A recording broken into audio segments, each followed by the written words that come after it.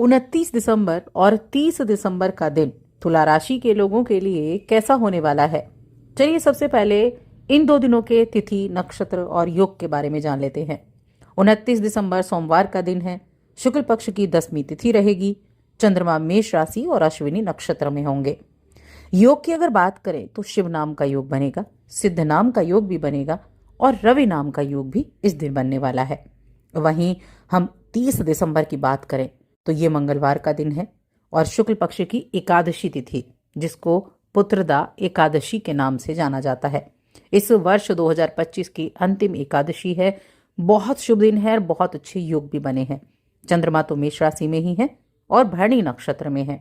योग की अगर हम बात करें, त्रिपुष्कर योग बना है, सिद्ध योग बना है, अमृत सिद्ध योग बना है, रवि योग बना है और जो 4 ग्रह एक साथ धनु राशि में मौजूद हैं वो भी योगों का निर्माण कर रहे हैं।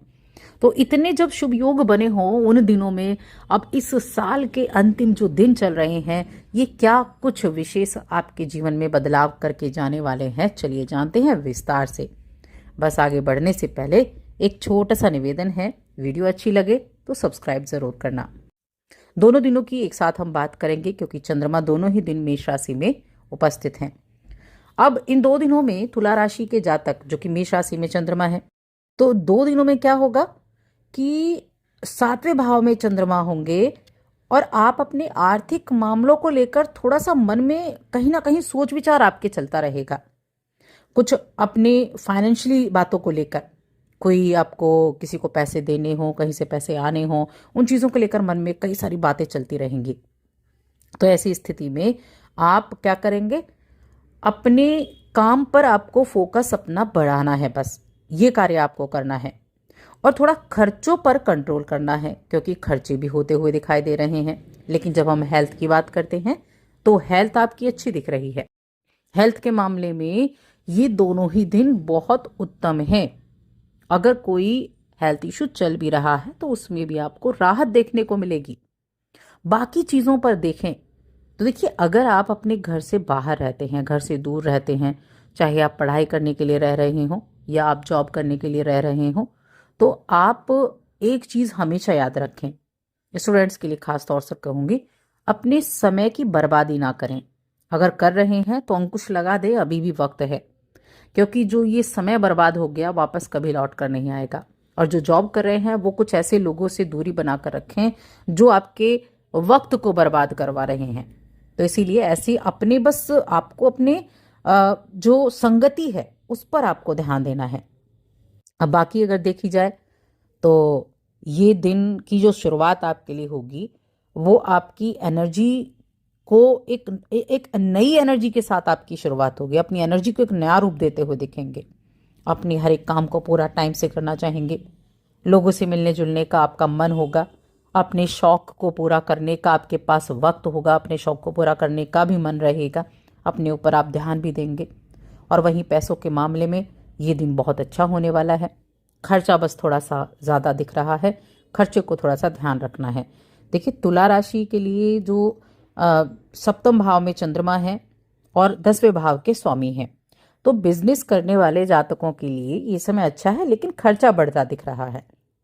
जो ऑफिस जाते हैं वो आज अपने घर से जल्दी पहुंचना चाहेंगे, ऑफिस से जल्दी घर पहुंचना चाहेंगे, तो बहुत अच्छा रहेगा। अपने घर के परिवार के लोगों के साथ एक अच्छा टाइम स्पेंड कर पाएंगे। कुछ अगर आप किसी चीज़ का इंतज़ार कर रहे थे, आपकी जॉब में आपके बॉस की कुछ बातों का, आपने किसी रिजल्ट का, आपने कोई किसी योजना पर आप काम कर रहे थे, उसका इंतज़ार कर रहे थे, तो वो इंतज़ार आपका ख़त्म होगा और उनका रिजल्ट आपको देखने को मिलेगा।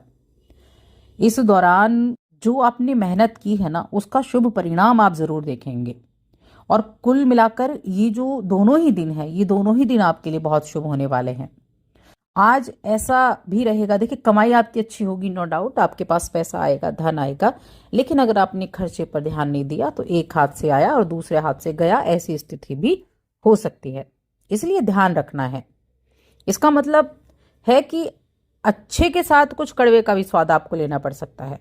पैसा आया और चला गया तो मन में कहीं ना कहीं एक कुंठा रह जाएगी। तो बस थोड़ा सा खर्चे पर कंट्रोल करें, फिर चीज़ें ठीक रहेंगी। अपने बैंक अकाउंट को एक बैलेंस में लेकर चलें।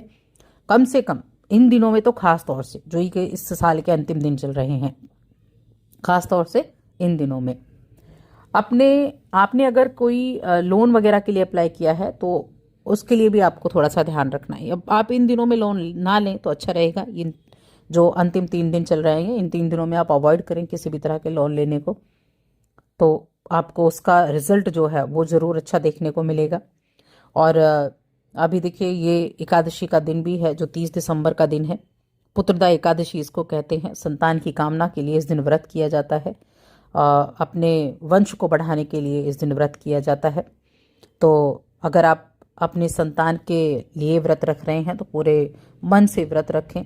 सुबह उठकर भगवान विष्णु, माँ लक्ष्मी की आराधना करें। मन ही मन ओम नमो भगवते वासुदेवाय नमः इस मंत्र का जप करते रहें, क्योंकि इस दिन कथा पढ़ने से, कथा सुनने से, इस दिन का व्रत करने से घर में सुख समृद्धि आती है, खुशहाली आती है। अब देखिए, जनवरी से क्या होगा, जनवरी में माघ मास शुरू हो जाएगा। और माघ मास क्या होता है, माघ मास में कृष्ण पक्ष में षठतिला एकादशी आती है, जिसका अपना महत्व होता है, जिसकी हम आगे बात करेंगे। लेकिन अभी हम इन 2 दिनों की बात कर रहे हैं, 29 और 30 दिसंबर की। तो इस दिन आप पूरे दिन मन ही मन मंत्र को जरूर बोलते रहें। अब हम बात करें रिलेशंस की, कि रिलेशंस के मामले में ये दिन कैसा रहेगा। तो प्रेम जीवन और वैवाहिक जीवन दोनों ही बहुत अच्छे दिख रहे हैं। आपको महसूस होगा कि आपका जो वैवाहिक जीवन है बहुत खूबसूरत चल रहा है। ग्रहों का जो प्रभाव है वो प्रेम जीवन को भी अच्छा रखेगा। गर्मजोशी आप महसूस कर पाएंगे अपने प्रेम जीवन में, एक बड़ा पॉजिटिव फील आप कर पाएंगे। आनंद आपको मिलेगा। अपने रिश्तों को लेकर आप बहुत सिक्योर भी महसूस करेंगे और ऐसे कार्य करेंगे जो दोनों को पसंद है। आप एक दूसरे के साथ जुड़ाव भी महसूस कर पाएंगे। एक दूसरे के साथ आपका विश्वास भी बहुत अधिक बढ़ेगा। ये चीज़ें आपके लिए इस समय अवधि में रहने वाली हैं।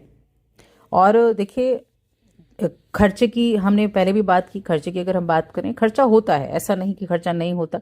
साल का अंत है, आप पार्टी वगैरह करना चाहें, लेकिन पैसा फालतू की चीज़ों पर खर्च ना करें। बस एक होता है खर्चा जो जेन्युइन है, उसको तो हर कोई व्यक्ति करेगा। एक है जिसको आप अवॉइड कर सकते हैं, जिसको आप रोक सकते हैं, तो उसको रोकने का प्रयास ज़रूर करें। अगर आप रोकेंगे तो अच्छा रहेगा। इसके बाद हम अगर शेयर मार्केट की देखें तो शेयर मार्केट के मामले में भी ये दिन अच्छे बने हुए हैं, दोनों ही दिन। कोई आपने अगर शेयर खरीदा हुआ था तो उसकी बढ़त आपको देखने को मिलेगी। मन में प्रशंसा भी रहेगी और मन में कहीं ना कहीं एक संतुष्टि भी रहेगी कि हाँ, साल का जो अंत है वो जाते जाते आपको कुछ अच्छी खुशियां देकर गया, अच्छी चीज़ें आपके जीवन में करके गया। देखिए, आपके तीसरे भाव में 4 ग्रह भी मौजूद हैं जो आपके कम्युनिकेशन को दिखा रहे हैं कि अपने कम्युनिकेशन आपने अपना अच्छा रखा तो ये जो दिन है ना, ये बड़े बेहतरीन होने वाले हैं। कुछ धर्म कर्म में भी आपकी रुचि रहेगी, कुछ धर्म कर्म की चीज़ों से जुड़ने का मौका मिलेगा, कुछ ट्रैवल करने का भी मौका आपको मिल सकता है।